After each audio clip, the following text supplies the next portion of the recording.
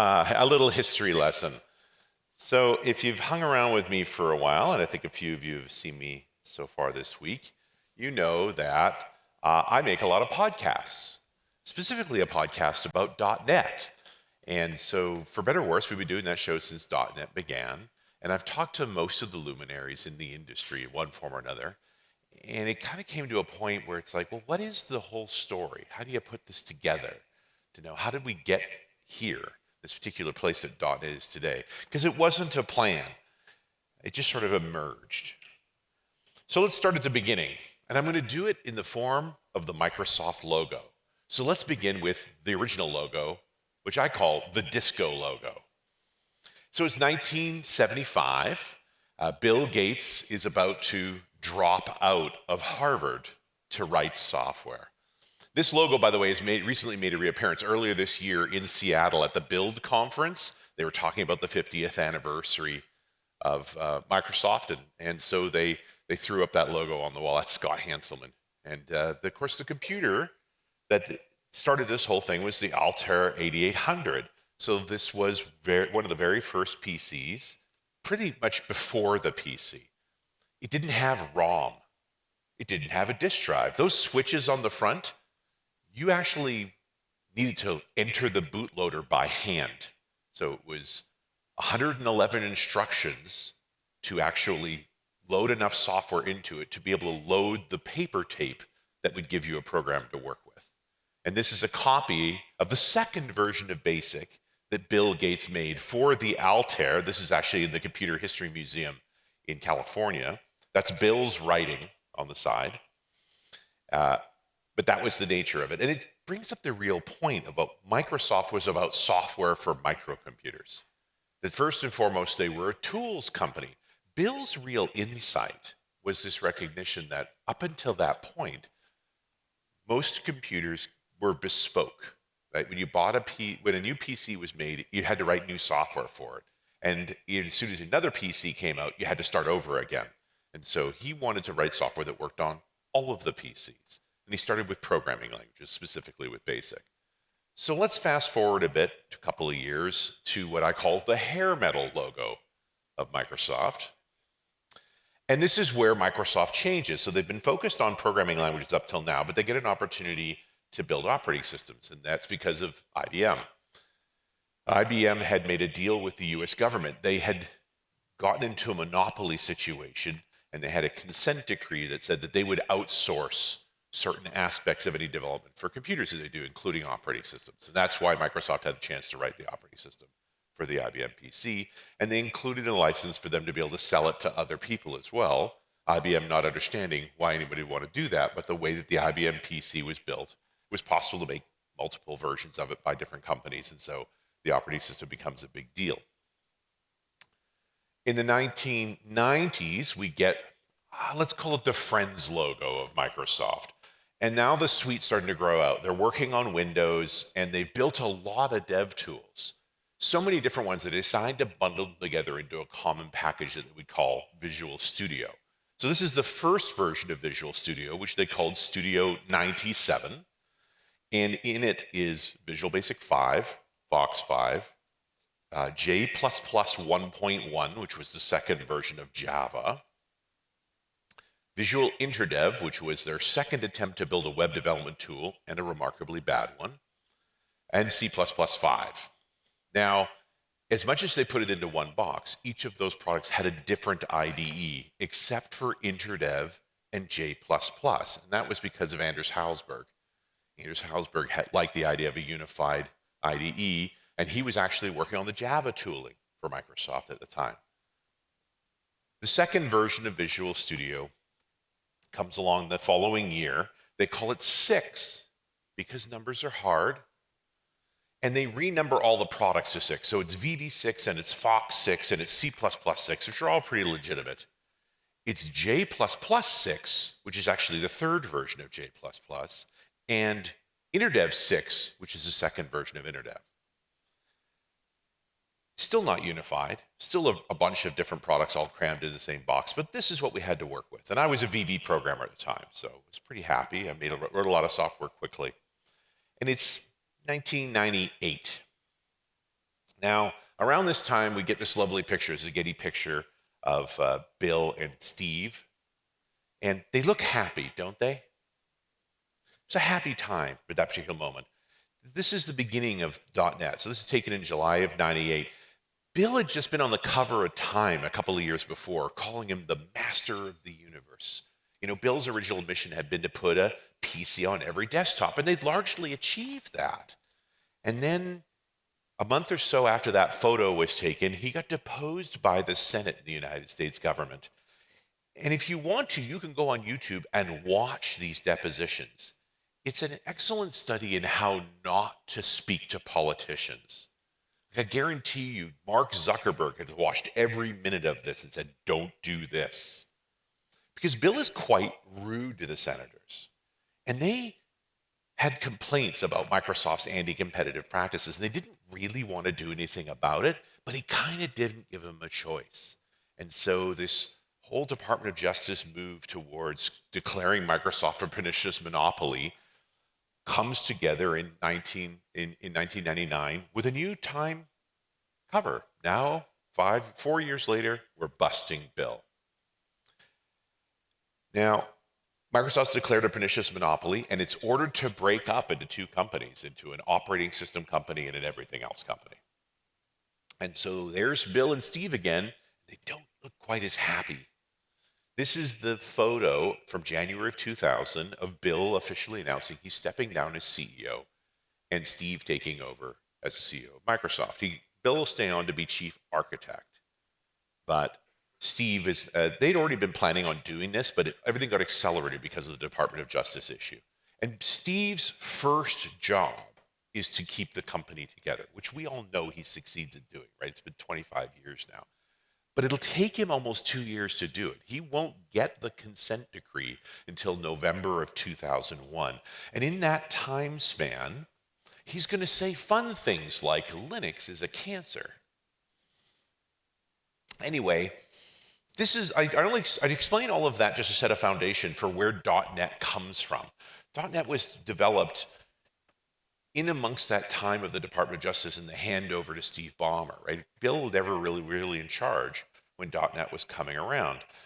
Microsoft knew they needed to build some new development tools. They were dealing with a bunch of different problems inside the organization. In some ways, .NET was not even an intended product. It emerged from a set of problems. And I'm going to break those problems down for you by putting faces to the different teams that were behind these things. I just want you to know, as I show you these individuals, there's a bunch of people behind each one of them. So we'll start at the beginning. The first problem we're going to address, we're going to talk about a guy named Brian Harry. So Brian Harry is the guy who created Visual Source Safe. And Microsoft bought his companies out of North Carolina, and he had to move to Redmond. And after a year or two of working on Visual Source Safe, he got pulled over to deal with a thing called the common runtime. The issue was this: Microsoft made all these different development tools, but really their company is about making versions of Windows. And each time there's a new version of Windows coming out, the new features have to be surfaced into each of the development tools. And that sort of lets each of the teams decide how they're going to surface it and when they're going to surface it. And that annoyed the Windows team. So the Windows team wanted a common runtime so that all the dev tools could use one runtime, so all the features would be surfaced the same way, roughly at the same time. So that's the issue he's addressing. Next up is our friend Anders Hejlsberg, famous for Turbo Pascal and Delphi. He'd been recruited by Bill to join Microsoft to work on Java tooling. But in that same time span, around 1998 or so, Sun Microsystems get a cease and desist against Microsoft because Microsoft's version of Java is very good and very successful, and lots of people are using it. And they immediately start tuning it to run better and better in Windows, adding features that are Windows specific, which goes against the policies of Java as a whole, and also frightens Sun Microsystems. So Java gets taken away, and they have to get rid of their implementation of Java entirely, which also means Anders doesn't have a job. And so Anders proposes a new programming language, not something Microsoft normally does. Microsoft takes existing languages and does implementations of them, C++, BASIC, and so on. But to write a new language from scratch would be unusual, but they needed an enterprise language to replace Java. Not that they would say that at the time, but that's the reality of it. And so Anders proposed a language that was C and object-oriented. So a C object-oriented language, or cool, which we'll later see as the names of the original runtimes for this language. Now again, he's not trying to invent .NET, he's just trying to have a job, and he knows they need a programming language, so that's what he's working on. The third problem space is represented by our friend Scott Guthrie. So Guthrie had gone to school at Duke University in North Carolina, and he'd done a fourth-year article at Microsoft, which is pretty typical. About 2/3 of the employees at Microsoft, it's their only job. They're a comm-sci student, they article with the company, they get a letter that basically says, when you get your degree, come on back, we have a job for you. And that's exactly what happens to Scott, only place he's ever worked at. And he initially thought he'd go work on Windows. It was the most important product at Microsoft. But a guy named Jay Allard, the guy who's responsible for Xbox, tells him, you shouldn't go where we've already won. You should go where we're trying to win. And we're trying to win the web. So go there. And so he chooses to work in the web team under an area they call the NT Option Pack, which is a very romantic name. Now, at the time, Microsoft had a product called Active Server Pages, which used COM components to make web pages. And they needed a better solution to that. And so he joins right at the time that they're shipping Studio 6, which was in 1998. Now, fast forward to 2000, and we get the Professional Developers Conference in Orlando. And by the way, this nice, crisp graphic you see here is not the original graphic, because in 2000, that graphic was about 300 by 200. So I actually paid a person to make me a higher resolution of this graphic. I have the only 1080p version of this particular logo. You will see several more along the way. They're all mine. I paid for them.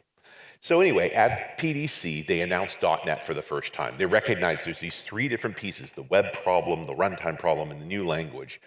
And at the same time, remember, Steve's trying to negotiate with the government to keep the company from being broken up. So he talks about this thing called a new platform based on internet standards. They originally talked about next generation Windows services. They changed it to next generation web services.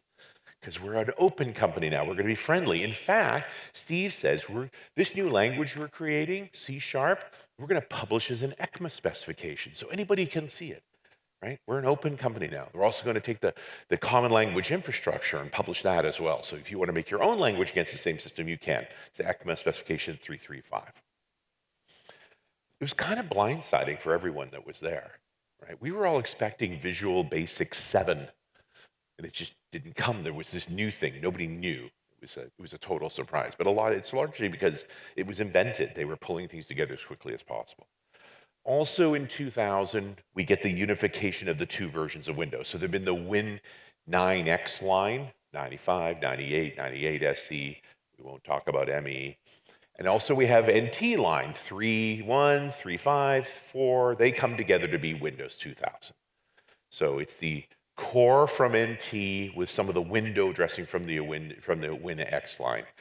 This is also when we get our first Pentium 4, a whole gigahertz processing speed. It's also the first version of Windows where the default networking is TCP/IP. Because up until then, it had been NetBEUI.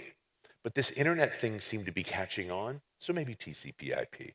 There's also the version where they give up on multiple processors. It's going to be only Intel. Up until then, the NT line also supported Alpha and MIPS and PowerPC. That all ends.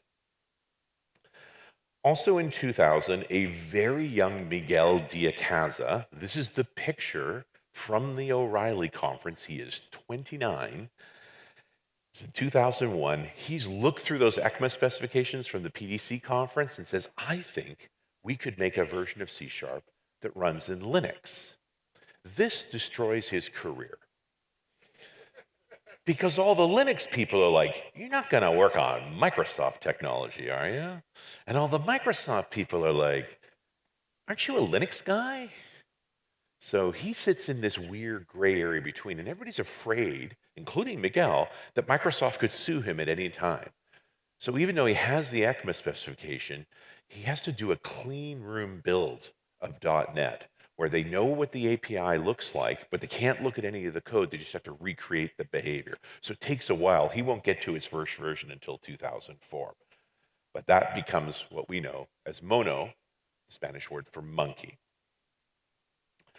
So in 2001, we get the next PDC, and this now we're on the other coast, we're in Los Angeles, and this is the version where we get the release candidates for the first version of .NET, the framework, and Studio.NET. This is also where XP is released. And they also announced this thing called .NET My Services, the idea of a shared login strategy and shared credentials right in the middle of negotiating for being a pernicious monopoly, so nobody wants to use it.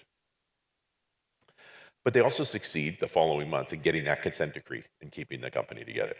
Now, this is when XP comes out and IE6. This first version of XP is not that good.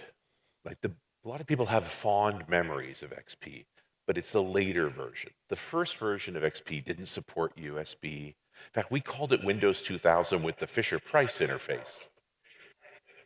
Ooh, echoes. Because it was all curvy and swirly, like it was cute. This is also the year 2001. This is the year that the Anna Kournikova virus comes out, Code Red and Code Red 2, and NIMDA. It was a tough year. You know, Microsoft is utterly dominant in the operating system space. Right? They're the majority, they're like 90+% of the marketplace. And so this is when Bill puts out his letter, Trustworthy Computing. It says every team has to focus on security. Don't worry, Microsoft will do that.